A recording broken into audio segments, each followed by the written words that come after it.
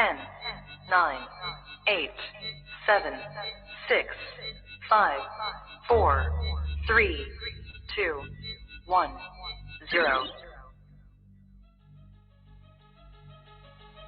Yeah. Get high, rapper. The Man Hour. You already know. It's live. It's raw. It's going down. Like this. I'm going around and letting everybody know that they welcome to the show. It's the latest thing you ever seen, you already know. Let me introduce you to your host of the hour. If you Mike and Mike. Yeah, it's the Man Hour. Got the hottest plays, all the breaking news. Every rumor, every trade, every breaking bruise.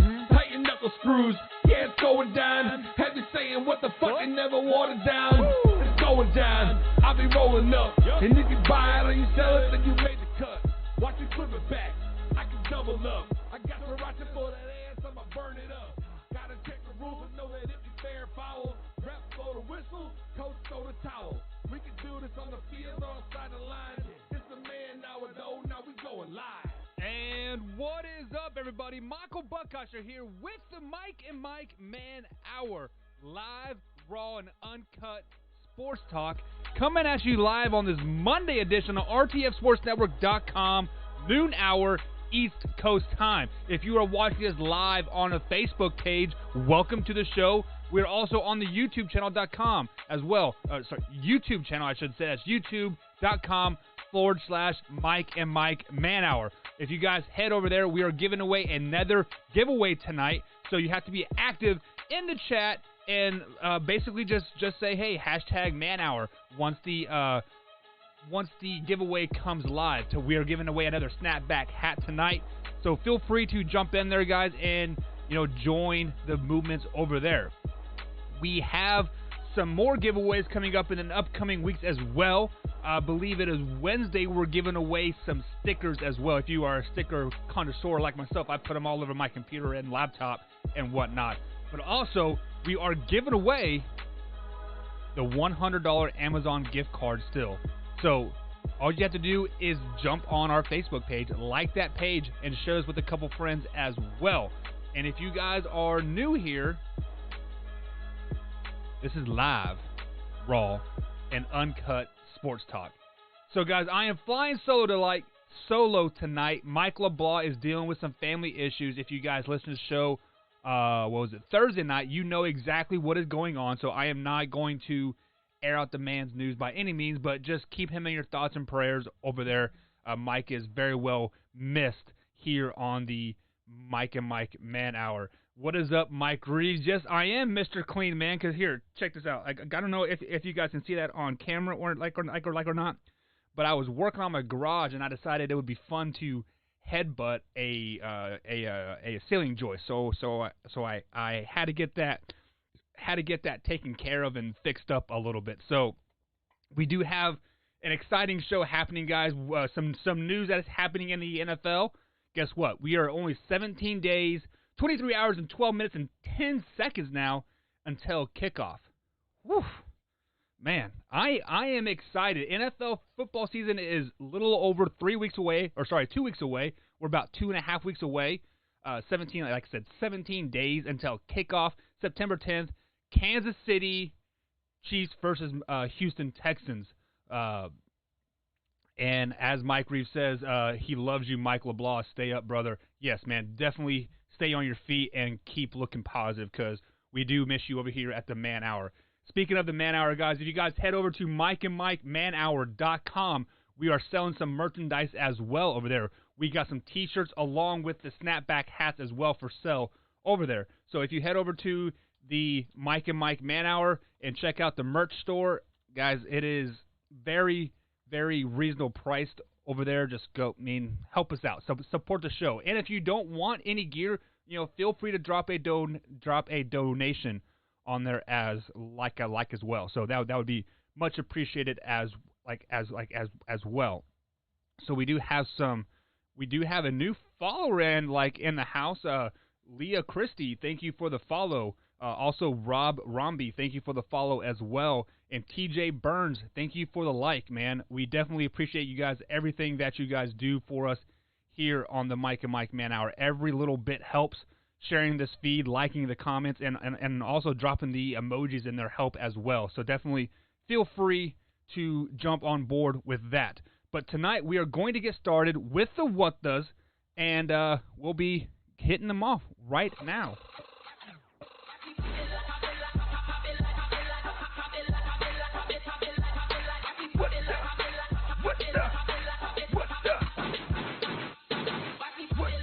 And my first What The of the night, it is going to go out to high school football here in Indiana. We had our first successful game last Friday night. I mean, of course, you know, my boys won. I believe we won, was a 41-6 or 42-6.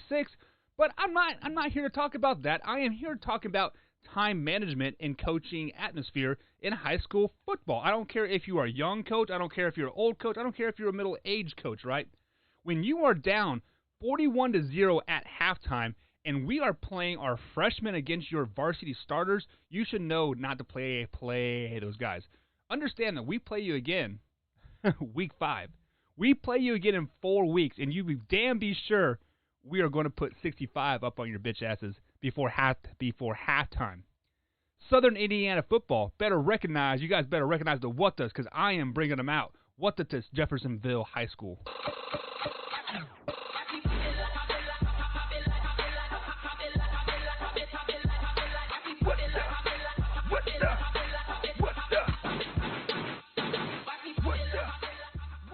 And my next What The of the night is going to go out to Lamar Jackson. It has been reported by sources, I should say, that he is dealing with a groin injury. He is nursing a groin injury.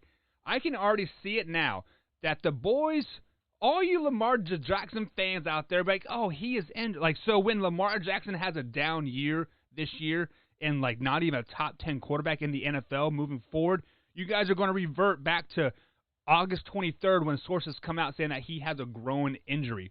He has been nursing that groin injury. And I can already say it now. He is going to be nursing it all year. When he's thrown 3 or 4 interceptions in a game, oh, it's because his groin. Like he can't fire through the ball. He can't rotate his hips enough. But when he does well, like, oh, he's back healthy. And then the next week, when he throws 3 or 4 interceptions, like again, his groin's hurt. His groin's hurt. So this What Does going out to the Lamar Jackson fans that are going to bank on this injury for his down year this year. You guys better chalk up the excuses because Lamar Jackson's going to suck this year because he's trash. That's how it is.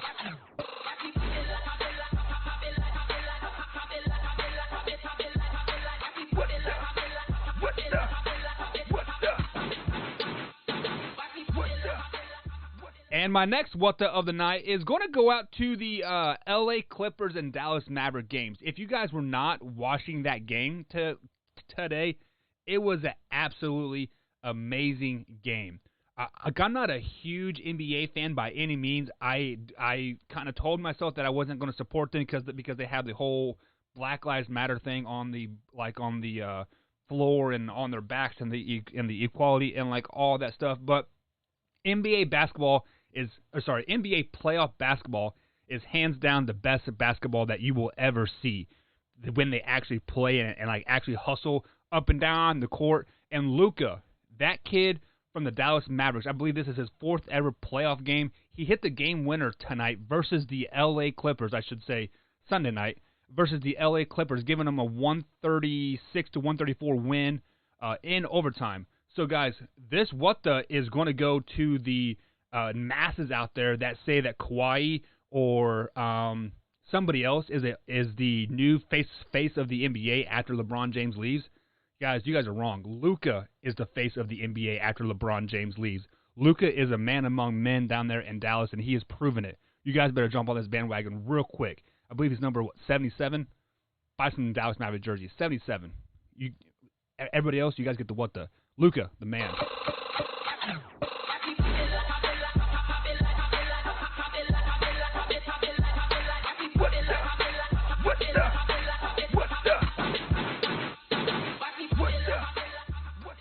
And the next what the of the night is going to go out probably towards let's face it, towards the Major League Baseball as a whole. As you guys know, Major League Baseball has been kind of facing this controversy of should they have done a bubble, should they have gone like the bubble route with 4 centralized locations and like put all the teams there, or should they have done this, done that, done this. But Jose Abreu hit 6 home runs in 3 games over this weekend versus the Cubs. Sorry, Brandon Coombs, but Jose Abreu definitely hit the crap out of the ball. So my what the of this is going to go toward the Major League Baseball. If you guys are juicing those baseballs right now, because I believe there was it was a San Diego Padre that hit 6 home runs as well over the weekend, as well. So if you guys are juicing the baseballs, you better come out and tell us right now. I don't care one way or the other. As long as it's even across the board, I don't care. If you guys are juicing the baseballs to get the rankings up in Major League Baseball to get 6-7 home runs in like a 3-day span, I'm all for it. Chicks dig the long ball. We want high-scoring games. I'm a fan of the 7-inning games. I'm also a fan of the just the double headers. I'm not a fan of a 1-0 12-inning game. I'm a fan of a 27-16 7-inning game. That would be awesome. Juice the baseball. So Major League Baseball, if you guys are doing that, better say what the. Come on now.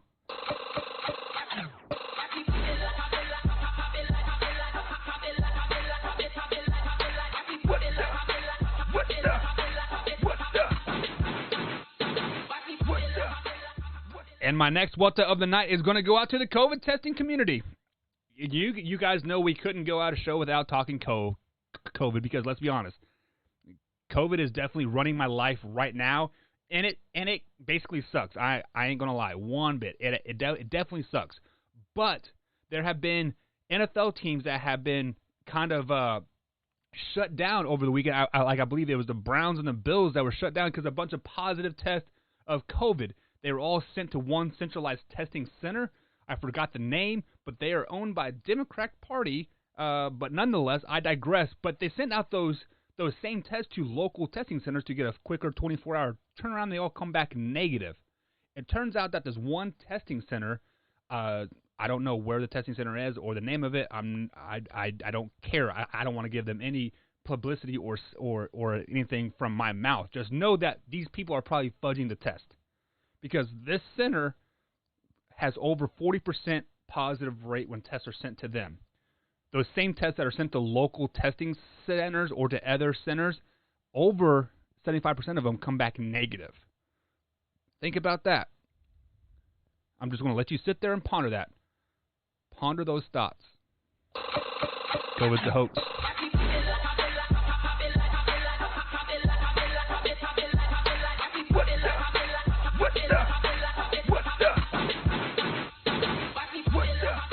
And my final what the of the night is going to go out to Joel Embiid.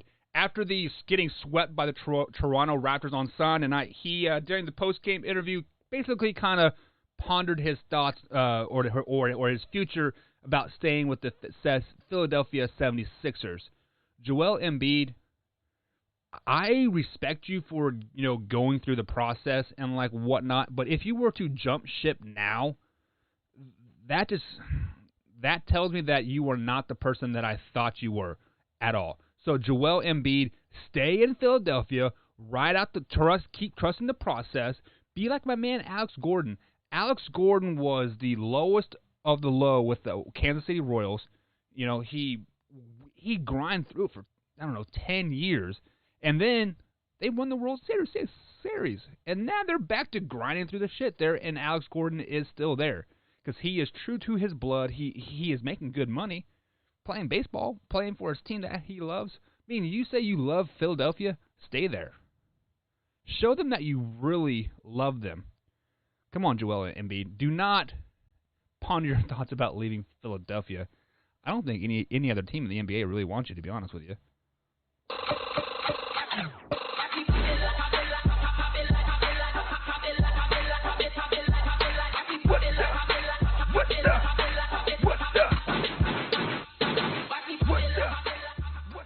All right, guys, that is going to be it for What Does of the Night. What is up, Jameson? Thank you, Mike Reese, for all those emojis. I finally get to see those emojis. Those are pretty cool, especially the mind-blowing one. You should put that mind-blowing one on the COVID, Mike, because facts are facts. Why would that testing center be astronomically higher than the rest of them when it's owned by a Democrat and the rest of them are all independently or state-owned? It's just kind of weird to me, you know what I'm saying? But whatever. I digress on that. So, guys, we're going to take a quick little break. Jameson, welcome to the show. Leah Christie, thank you for the follow as well. We definitely appreciate you guys liking and commenting onto the show and whatnot. So, guys, we're still giving away that $100 Amazon gift card. All you have to do is like the Facebook page, just like what Leah Christie just did. That gets you entered into the $100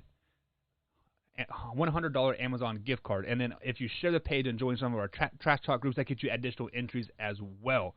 Over on our YouTube channel tonight, guys, we are giving away a snapback hat. All you have to do is just get entered in. Once it comes across the screen, put hashtag ManHour. That gets you entered in to win the snapback hat. I believe Jameson won it last week, and hopefully it's getting shipped in the mail soon. But I do know they're operating about 50% capacity, so it could take a while. Before we head to break, let me go ahead and address this comment here that Jameson came across the board with. He says, Embiid and Simmons don't work together. They need to trade one of them. I don't watch enough NBA basketball or Philadelphia basketball for that matter. The only time I'm tuning in to watch basketball is to watch the Miami Heat because Bam plays for them and he's a fellow UK alum, or the Sacramento Kings or the LA Lakers because I like LeBron James. So I can't. I mean, I can speak on the NBA, but it's not going to make, like, you guys don't want my opinion about the NBA, to be honest, because I just don't know that much about the NBA. But, guys, we are going to take a quick little commercial break, and after the break, we're going to break down the NFL preseason power rankings from our boy, Matt Benz from Twist. The RTF power rankings coming up right after the break, guys. We'll be right back.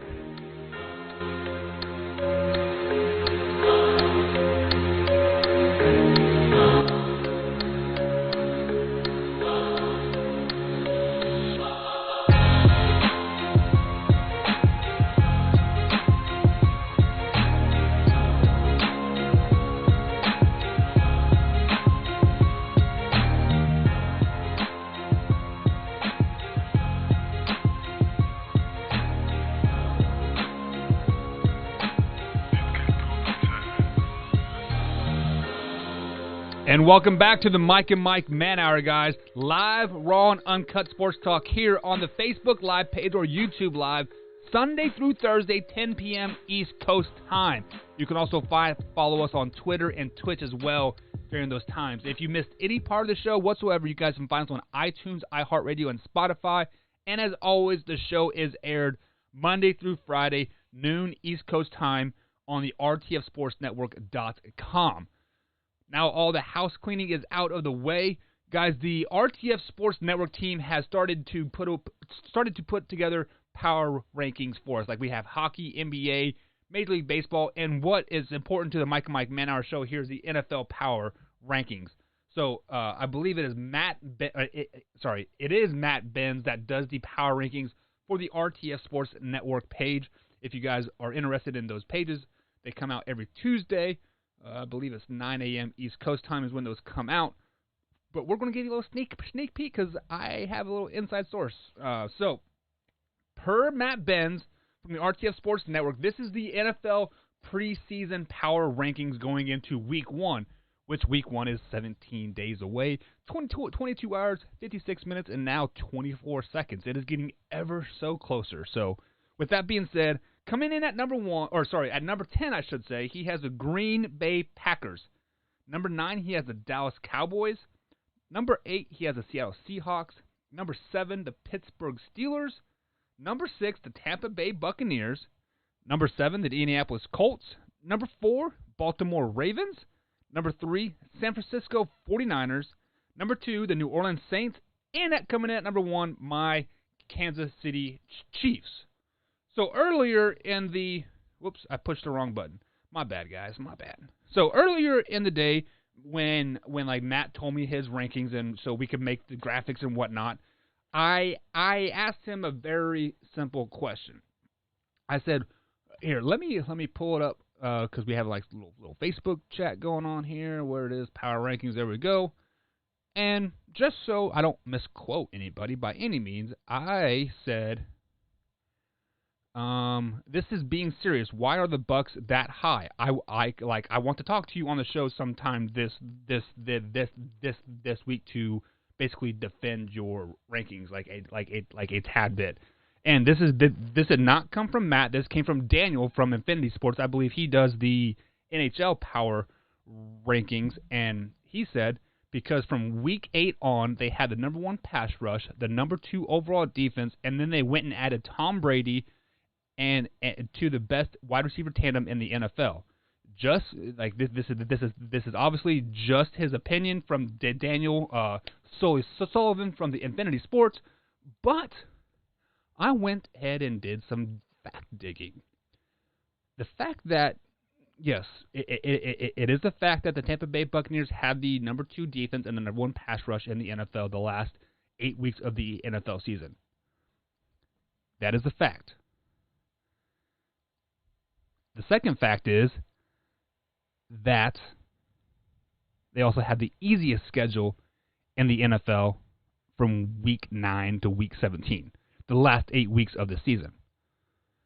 So, with that being said, can you really say that they were the best in the NFL?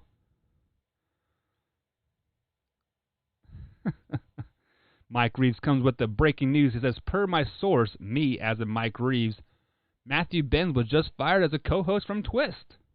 Which that is a complete false because Matt Benz carries Twist all the way to the goal line every weekend, but we'll get into that later in the week. So, I am not disagreeing that the Tampa Bay Buccaneers will not have a winning record this season. I am not disagreeing that they will probably make the NFC playoffs this season because there are 7 seeds that they can fill. I am saying that they are not a top 10 or a top 6 NFL team going into week 1. You can say what you want about who they added, what their defense was last year, what their pass was last year, but that was all last year. I've been watching training camp footage. Yes, Tom Brady and Mike Evans are looking good against grass, throwing 5 to 7 yards out. They look great. Tom Brady has yet to throw a good deep ball to Mike Evans. Mike Evans has been slowing down on those fly routes, on those post routes, because Tom Brady has a noodle arm. That's just the way it is. And then you add Gronk to the mix. You can have the best wide receiver tandem in all of NFL. You can have Jerry Rice and Terrell Owens on the same team and Tom Brady throwing them the ball. Tom Brady is going to defer to Gronk more times than not. I bet you Gronk has a career high in catches this season if he stays healthy, and Mike Evans and Godwin are going to go down this year. Because Tom Brady likes Gronk. He likes that dump down pass. He likes to, quote, play it safe, right? I mean, and if the stats are correct and that they had the best defense the last 8 weeks of the season, okay, then Tom Brady's going to rely on that defense, right? Wrong. Tampa Bay Buccaneers is a offense-driven league or a driven team. Tom Brady said it himself in an interview that the fact is that this is the first time he has ever had an offense-driven minded coach. With that being said, it makes me wonder if Tom Brady is going to be too anxious to really perform. Is he going to be too anxious to drive the ball down the field to, throw it to double coverage when Gronk is there? I could see the first 3 or 4 weeks, 5 weeks of the season, the Tampa Bay Buccaneers are just an average football team. For one, they play the Saints week 1. They play the Saints twice in the first 8 weeks, if I'm not mistaken. Maybe it's the first nine weeks. Either way, it is twice in their first 8 games. I forget where their bye week falls into place. So that was my first question mark of the whole Matt Benz NFL Power Rankings was the Buccaneers at number 6. My next one was the Pittsburgh Steelers at number 7. Now, Now, listen here. I like the Pittsburgh Steelers. I like them. Their defense was phenomenal last year. They had statistically the worst quarterback play ever in the NFL. The worst ever in the NFL from a starting quarterback for more than, I believe, it was 2 weeks, if I'm not mistaken. If the Pittsburgh Steelers can do what their defense did last year, with a healthy Ben Roethlisberger in there, they're going to scare a lot of teams. They're going to do well. They're going to probably win that division. You heard me. They're going to win that division if Ben Roethlisberger is healthy and what he was, and if that defense still plays the way they did last year. Now, but to have them preseason power rankings number 7, that is a little bit of a stretch. The reason is because we haven't seen any preseason games. Just like the Bucs. On paper they sound great. They look great. But we have yet to see them on the field. So Steelers was my next little question mark. I mean, like I do think they're. Let me reiterate. I do think they're going to be good. I really do. But the fact is that I don't think they're going to survive this first week. I don't know who they play, but Ben Roethlisberger is coming back off of possibly a career-ending injury and whatnot. So he is going to probably be playing a little bit timid here. Next one is the Dallas Cowboys. Now, I am a passive Dallas Cowboys fan. They are my number 2 team. If you don't have a team in the AFC and the NFC, you probably should. It makes it exciting for rooting interests and just makes the games that more exciting when you have more teams to root for. That's why fantasy football is so exciting. But like I said, Dallas Cowboys are my second team. If the Chiefs and Cowboys ever play in any game, I'm rooting for the Chiefs just because that is the way it goes. The Dallas Cowboys, number 9. Did they make the playoffs last year? No, they did not. Did the Dallas Cowboys add anybody that to really put them over the edge besides a rookie? No, they did not. They also lost Gerald McCoy. They cut him. So that defense is, still a top 10 defense, but nonetheless, well, what is up, blah, blah? I see you there. The Dallas Cowboys are not a top 9 power ranking preseason NFL team. You want to know how they can slide in there, though? Sign Earl Thomas. Bring Earl Thomas home, then I could slide you in there. On paper, the Dallas Cowboys look great. But going back to the Bucs, going back to the Steelers, the Dallas Cowboys have a brand new head coach. They have a brand new offensive coordinator. They have a brand new defensive coordinator. It's going to take time for Dak to adjust. It's going to take time for CeeDee Lamb to learn an NFL offense. It's going to take time for Amari Cooper to learn a new NFL offense. Zeke is probably going to be Zeke. I mean, you can still run a 36 power to 36 power. You can call it whatever you want. You can call it GT Tango 36 rifle whatever. Zeke is getting the ball to the 6 hole. It is what it is. Running backs do not have a lot of adjusting. Running the ball from one head coach to another. Now the passing or the blocking schemes might be a little bit different on the passing game, but we'll digress on that a little bit. But to have them in the top 9 or number 9 in the top 10 NFL preseason power rankings, Matt Benz, you got to enter that as well. Now, number 1, Kansas City Chiefs. Of course, I'm okay with that. Super Bowl champs. Yada yada yada. Number 2, the Saints. No. Didn't they lose in the first round to the Vikings? Your Vikings, Matt Benz, last year? I've said on the show many, many times, the Saints are a great regular season team. They're 13-3, whatever, with Drew Brees at the helm. They are habitual 11 to 12 win team year in and year out. But with that being said, they haven't done very well in the playoffs. I believe Mike LeBlanc looked them up last week, and Drew Brees is below 500 in the postseason. He has 1 Super Bowl win. I believe he had 8 Super Bowl wins. 3 of them came in the year that he won the Super Bowl. So almost 50% of your wins come 1 year he was there since 2008. So the 12, 13 years that you've been in New Orleans, you had 5 playoff wins outside that Super Bowl run.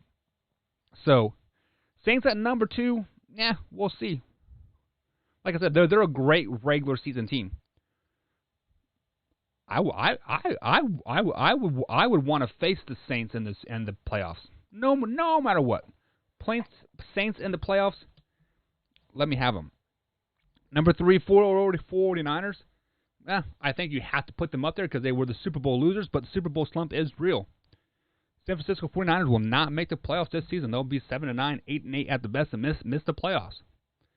I can see the Arizona Cardinals knocking them out. Honestly. Number 4, Ravens. I guess you have to give respect to the former MVP. Put him in the top. Put him in the top 5. Sure, they'll have a great regular season, 14-2, 13-3 as well. If Lamar Jackson is healthy, he's already nursing a growing injury. If you heard the what does, he's already nursing a growing injury. So, all you fans, go ahead and write that down. Lamar Jackson has a hurt hamstring. He is going to have a down year. Or there's your guys' excuse. Colts, number 5. I love the Colts. I believe I said it last week on air, but I've been privately saying it for a few weeks here, that I think the Indianapolis Colts are probably Super Bowl bound. It would not surprise me if them and the Kansas City Chiefs face off in the AFC Championship game. Colts and Phillip Rivers get the edge. The one time, that Phillip Rivers has a chance, he plays the Kansas City Chiefs, a team that's knocked them out many, many times. But everybody else I am kind of okay with. I wish he would have moved the Seahawks up a little bit on there, but it is what it is. So, like I said, Matt Ben's power rankings for the RTS Sports Network right now at number 1, he has the Kansas City Chiefs. Number 2, Saints. Number 4, San Francisco 49ers. Number 5, Baltimore Ravens. Number 4, Baltimore Ravens. Number 5, Indianapolis Colts. Number 6, Tampa Bay Buccaneers. Number 7, Philadelphia Steelers. Number 8, Seattle Seahawks. Number 9, Dallas Cowboys. And number 10, Green Bay Packers. Do not sleep on the Packers this season, guys. I'm telling you. Do not sleep on them. I wanted you to call Lamar Jackson because I saw Jackson, but James Jackson, I am not a 49er hater. The facts are, the last 5 NFC Super Bowl losers have not made the playoffs. The last 5 NFC Super Bowl losers have not made the playoffs. What makes you think any different that this year the San Francisco 49ers are going to be any different? They are essentially the same team as last year. You know what they say? When you don't improve, you get worse. Also, other teams in that division have improved. Arizona Cardinals have improved. Seattle Seahawks have improved. The Rams, they'll still split with the 49ers. They'll still go 1-1 against the San Francisco 49ers. I mean, granted, the Rams are only going to have 5 wins this year, maybe 6. But hey, they'll beat the 49ers once. And that one loss to the Rams, Jameson, is probably going to knock the 49ers out of playoff contention. Because I believe it is one of the last games of the season, if I'm not mistaken. Roots of All Sports Podcast, thank you for the subscribe over on the YouTube channel. Definitely appreciate that. Definitely appreciate that. Roots of All Sports. Shout out to another RTF Sports podcast, guys. Shout out to those boys. So, guys, we're going to take a quick little break. I'm going to we're going to go for about 10, 15 more minutes. But we have to talk about the biggest news that happened over the last couple hours. The last couple days, I should say. Earl Thomas has officially been cut by the Baltimore Ravens. What does that mean for the Baltimore Ravens? Are they still preseason power number 4? We'll see. Mike and Mike Manhour, guys. We'll be right back.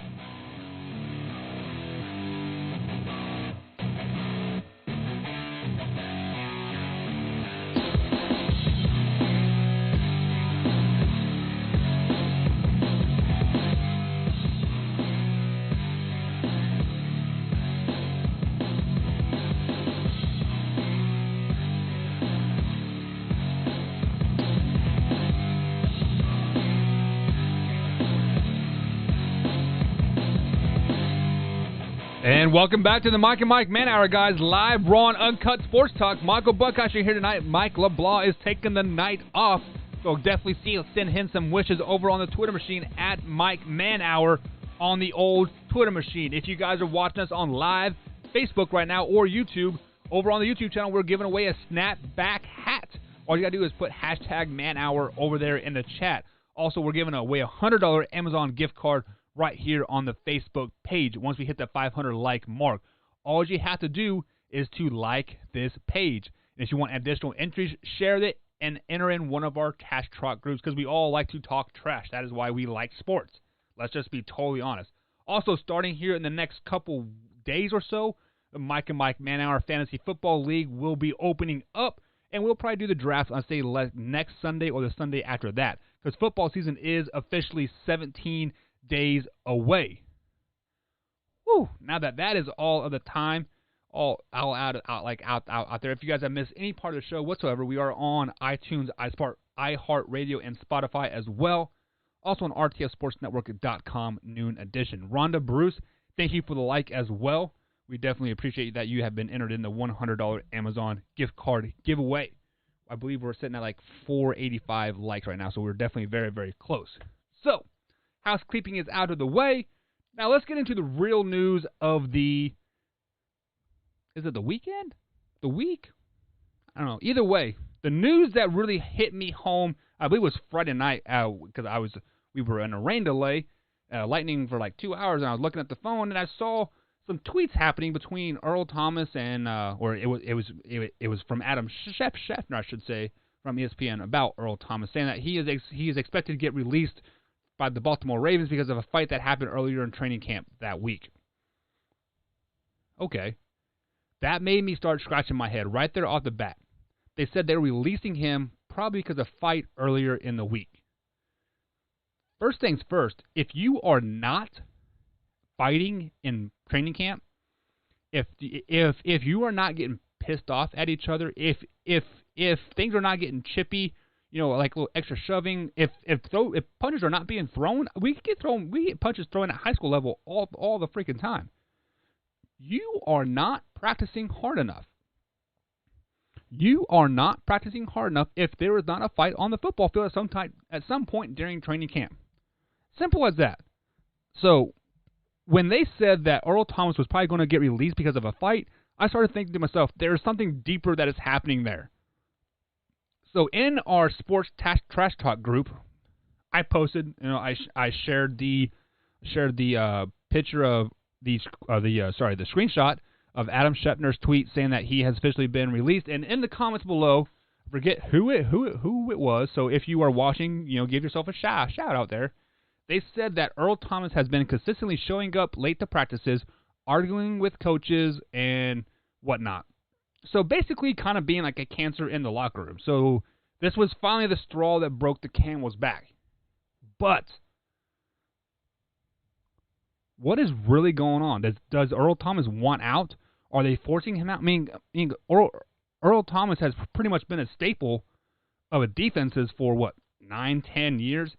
Yes, he had one mix-up when his wife or his brother was sleeping with his wife or something like that. I don't know exactly what happened. That really got swept under the rug really, really quick, or they were sharing. I don't know. They were in a polygamy. I don't know what it was, but they were basically two guys were having sex with one woman, and they were pissed off at each other. That's basically what it come down to. That is the only thing that I can think of that Earl Thomas has ever done bad, ever. So, I was scratching my head. I was digging. I was looking. I mean, the Baltimore Ravens are not gaining anything by releasing him. They still take a $10 million hit on the cap. They're losing one of the most premier defensive players in all of NFL. Yes, the Baltimore Ravens defense is still good. I ain't going to take that away from them. But the year that Earl Thomas came to them, that defense got elevated. That defense started flying around the ball. They started hitting people in the mouth over and over and over. But you lose a guy like Earl Thomas, you are going to take a step back. I don't care whether he's aging or not. They're going to take a step back. When the Ravens lost Ed Reed, yes, he was over the hill. He was aged. They still took a step back in that secondary. When Ray Lewis retired after that Super Bowl, yes, he was still Ray Lewis, but he was not on the field as much, only playing like third down situations or second down situations. But when they lost him, they still lost a voice on the field, a voice on the sidelines. The emotional, and they took a step back. Baltimore Ravens defense is going to take a step back this year. I don't care if you can add a primetime Ed Reed onto that team right now. You're still going to take a step back because there is a time to, mess with each other. There's that time to gel with each other. Yada yada yada. Then you come to the situation. Well, shoot, Earl Thomas is a free agent right now. Earl Thomas is a free agent. Teams are going to be chomping at the bit to pick him up, right? Last year, the Dallas Cowboys were, basically front runners to sign Earl Thomas, but he ultimately ended up going to Baltimore. But he is from Dallas. So it comes to question here, what teams would be acceptable, or what teams would Earl Thomas fit in? A safety, you can only play cover 1, 2, 3, 4, 5, right? There are only so many coverages that you can play. There are only so many disguises that you can run in the back four. He can fit pretty much damn where anywhere. You put him on the Dallas Cowboys. Yes, I got Clinton Dix. But you add an even better player to that. Ooh, that Dallas Cowboys defense just looked a lot better now, right? You add him to the Kansas City Chiefs. I'm sure they can work some cap room around to get him on there. You have him on there? Shoot. Put Kansas City Chiefs down in the Super Bowl. Let me change my picks a little bit. Then you have teams like the 49ers and Texans and Buccaneers all coming to mind. I don't think he'll go to Buccaneers. They are a offensively minded team. Defense is optional. It is what it is. 49ers, Jameson, your boys. Wouldn't that be something that the Legion of Boom start to join back up at 49er land?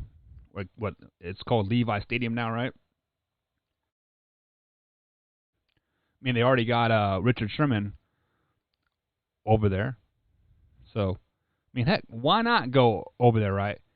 But then, this is the weirdest rumor that I've heard, and the source seems to be pretty reliable. They have not given me false information yet. But then they said that the Seattle Seahawks are in talks already with Earl Thomas, saying, hey, come back home. Come back home, Earl. We would love to have you. Wouldn't that be something if Earl Thomas went back to Seattle Seahawks? Because I believe he left because they weren't offering him enough money, would it come down to. But Seattle Seahawks are a Super Bowl contender in my eyes. Jameson, you can say all you want about their pass rush. You can have all day to throw, right? But when you have Earl Thomas back there ball hawking, that's still, you still only get half of the field. And you play against Jimmy G twice. Shit. I don't know, but nonetheless, here in the chat, Jameson comes off and says here that Earl Thomas was cut because of the conduct detrimental to the Ravens, and they won't suffer a cap hit, I believe. I think you are wrong on that because I believe what I read was they're still hit with that $10 million cap hit because it fell after August 18th or something, because he basically already got paid for the season, what it comes down to, more or less. So, but we will fact check that some more and come at you guys tomorrow about that. But that is the biggest news right now. Earl Thomas has been officially released from the Baltimore Ravens. In the comment, guys, tell me which team that you think he will end up at, and what team would you like to see him at, and does that make that team Super Bowl contenders? Does Earl Thomas on your team that you choose, does that instantly make them a top 5 defense in the NFL? Looking at the Dallas Cowboys, I believe so.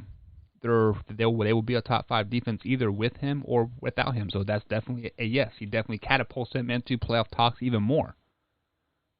Buccaneers, Baltimore. The Buccaneers will be lucky to make the playoffs. Yes, they will, but they'll be lucky. San Francisco 49ers, their defense is already pretty stout, so they will probably be much the same. So much like the Cowboys, so like yes, they will be up there. So Sonny, thank you for the Facebook share, man. I definitely appreciate that.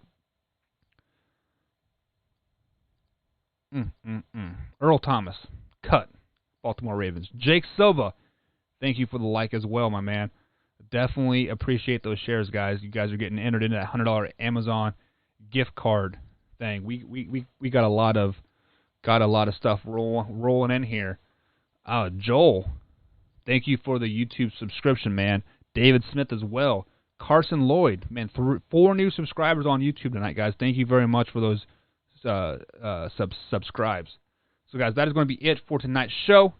If you guys like it, be sure to, head over to Mike and Mike Man Hour, guys, and check out some merchandise. You guys can get some good stuff over there at the Man Hour. T-shirts, hoodies, and stickers like as well. You can also download the Man Hour intro song. Full intro song is up there on the website. You can download that as well. Guys, it's live, raw, uncut sports talk with Michael Buckheiser. Michael LeBlanc will be back sometime this week. So send him well wishes at Mike at Man Hour on the Twitter machine. Send him some love. Have a good night, guys. Let me introduce you to your host of the hour. If you Mike and Mike. Yeah, it's the Man Hour. Got the hottest plays, all the breaking news. Every rumor, every trade, every breaking bruise. Tighten knuckle screws, yeah, it's going down. Have you saying what the fuck and never watered down? It's going down, I'll be rolling up. And if you buy it or you sell it, then you made the cut. Watch me flip it back, I can double up. I got Sriracha for that ass, I'ma burn it up. Gotta check the rules and know that if you fair or foul, ref blow the whistle, coach throw the towel. We can do this on the field or outside the line. It's the Man Hour though, now we going live.